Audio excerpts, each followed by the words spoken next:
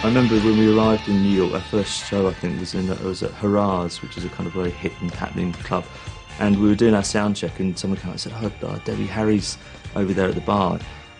I remember we had a sounds journalist with us and they were trying to take pictures of us together. I refused to stand anywhere near them. They represented something that was too pop and too kind of ephemeral, little did I know.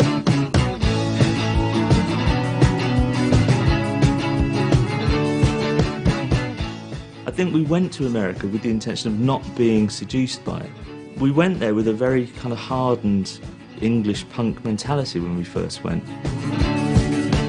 I would say I'm sorry if I thought that it would change your mind, but I know that this time I have said too much, been too unkind. I tried to laugh about it.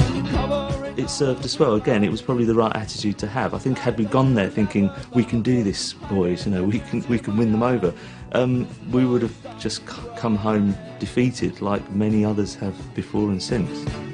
Boys don't cry. I will break down at your feet and beg forgiveness, plead with you, but I know that it's too late and now there's nothing I can do. There was an awful lot of other bands that were doing very well that we despised, you know. They were the enemy, you know. Duran Duran. It was just that one video they did where we're on a boat with like lots of women in bikinis.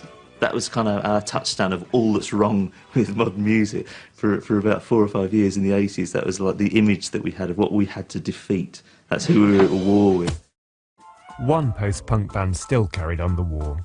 In the mid-80s, The Cure would cheer up to enjoy a Beatlesque glut of single success that remained subversive.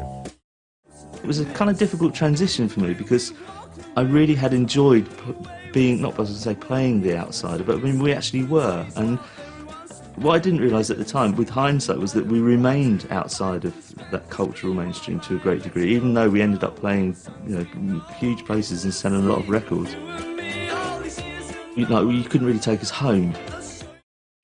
When we made that transition, there were people saying, oh, you're selling out, you know, and I was thinking, well, actually we're not. What we're doing is we're reaching more people, and there's a difference. And that, it sounds disingenuous, but there is a difference. If you continue to make the music that you like, but you're reaching more people primarily because of the media, and suddenly people think, oh, it's all right.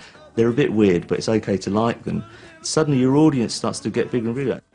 The Cure would become prime exporters of a British melancholia to a massive US market. They enjoy a privileged position in America, which continues to this day, perhaps rivaled only by Depeche Mode.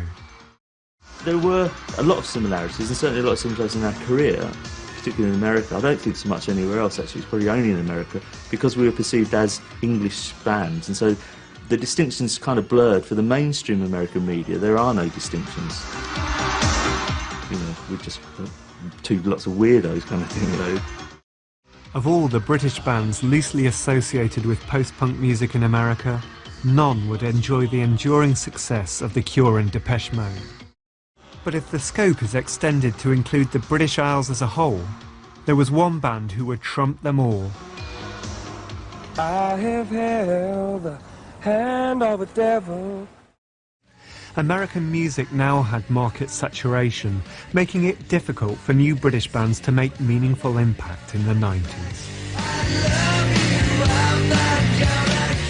It's an interesting question, you know, when you look at the tail end of the bands that came through in the 80s, right up until the early 90s, outside of The Cure and Depeche Mode, who are still doing really well. I guess the sort of so-called Britpop bands, Blur couldn't travel outside of UK, I don't think, and Oasis had a good stab at it. The record companies were determined that someone was going to break America, you know, so they were just hurling Britpop bands at America, and America didn't really want to know because it had its own culture at that time. It had kind of grown up in a way, and like, a lot of the bands that had come out of the grunge period had filled up all those gaps. There was no space for anyone else to go over there.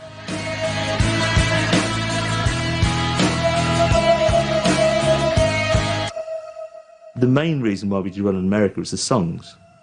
And that's what people, I suppose, who have tried to conquer America, they sort of forget that bit. It's actually, that's the key part, you know. Without the songs, none of it's going to work anyway. So.